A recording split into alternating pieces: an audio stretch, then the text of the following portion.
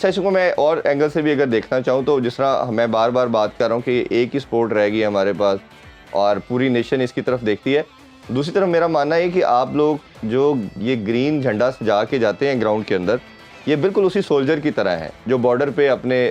Country کے لیے fight کر رہا ہے. ٹھیک ہے, وہ اوبیسلی بارڈر پہ کر رہا ہے, آپ گراؤنڈ میں کر رہے ہیں, تو دونوں قومی ہیروز اسی لیے کہا جاتا ہے. وہ بھی قومی ہیرو ہے, آپ لوگ بھی قومی ہیرو ہیں. بالکل. تو خدا نہ خواستہ اگر گاڈ فاربڈ کوئی ایسی چیز میں انوالو ہوتا ہے تو بالکل آپ نے ٹھیک کہا,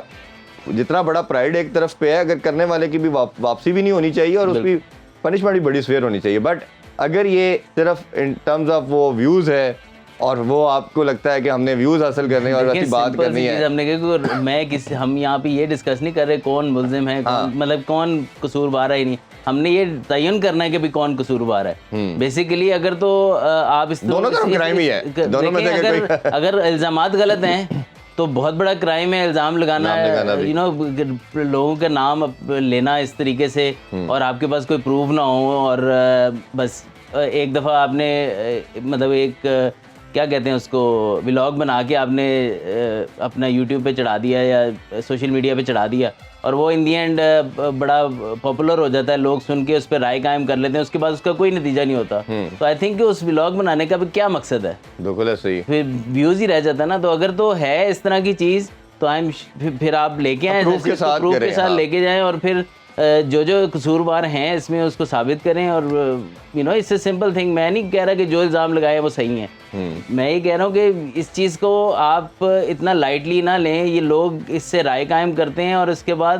چاہے کرنٹ کرکٹر ہوں یا پرانے کرکٹر ہوں, ایون تمام سپورٹس پرسن جب بھی یہ چیز سنیں گے ان کو تکلیف ہوگی. بالکل ٹھیک بات, ٹھیک ہے نا. تو یہ صرف ان کا معاملہ نہیں ہے جن پلیئرس کا یا ایکس کرکٹرز کا نام لیا گیا ہے, یہ سب کے اوپر یہ ہے کہ جب تک یہ چیز نہیں ہوگی, جب تک ہم اس طرح کے الزامات سہتے رہیں گے, برداشت کرتے رہیں گے, کوئی اس پہ ایکشن نہیں ہوگا, تو تب تک یہ پھر ہمیں کوئی بھی آگے بات کر دے گا, ہم کیا جواب دے سکتے ہیں. اور پوری نیشن کی پرائڈ کا بھی معاملہ ہے اوبیسلی, اور ہم نے اپنے کلچر, اپنے ہیروز کو, اپنے اسپورٹ کو بچانا ہے. اگر بھائی میچ کی طرف واپس آتے ہیں, ورلڈ کپ کی بات کریں تو یہی بات کی جا رہی تھی کہ میں نے کل بھی شاید آپ سے ذکر کیا تھا کہ بنگلہ دیش نے جو کچھ عرصہ کرکٹ اچھی کھیلی بٹ وہ کوئی بوم حاصل نہیں کر رہے, کبھی کوئی ٹائٹل نہیں جیت پائے. اور ابھی جس طرح ہم نے دیکھا کہ گریجولی ایک اپرچونٹی ان کے پاس آئی ہے کہ وہ سپر 8 میں کچھ اچھا کریں, ایک بڑا کلیئر ایویڈنٹ نظر آیا کہ ان کی اور آسٹریلیا کی اسکل لیول کی بات کر لیں, پاور ہٹنگ کی بات کر لیں, بہت بڑا گیپ نظر آیا. اور آسٹریلیا نے آسانی سے, انہوں نے 140 رنز کیے اور انہوں نے 100 رنز پہ 2 آؤٹ ہو گئے, پھر بارش ہوگی تو وہ ڈی ایل ایس میتھڈ کے تحت ایزیلی میچ جیتے. تو اوور آل پہلے آپ ان کی پرفارمنس کو کیسے اینالائز کریں گے بنگلہ دیش کی؟ دیکھیے بنگلہ دیش آف کورس جو دیکھا گیا کہ ڈکلائن کی طرف ہے, اسپیشلی اوے فرام ہوم کوئی خاص پرفارمنسز نہیں آ رہی ہیں. اگر دیکھا جائے تو ان کے وہی کچھ پلیز ہیں جو تھوڑا سا پرفارم کرتے ہیں, اور بہت جو کہتے ہیں نا تھوڑا سا ہے ان کی کرکٹ ہائی جیکٹ ہے سرٹن پلیئرس کے اوپر, کیونکہ وہ بھی کسی کے ایسا فیل آتی ہے کہ وہ کسی کو آگے نہیں اتنے آرام سے آنے دیتے. تو آئی فیل کہ ان کے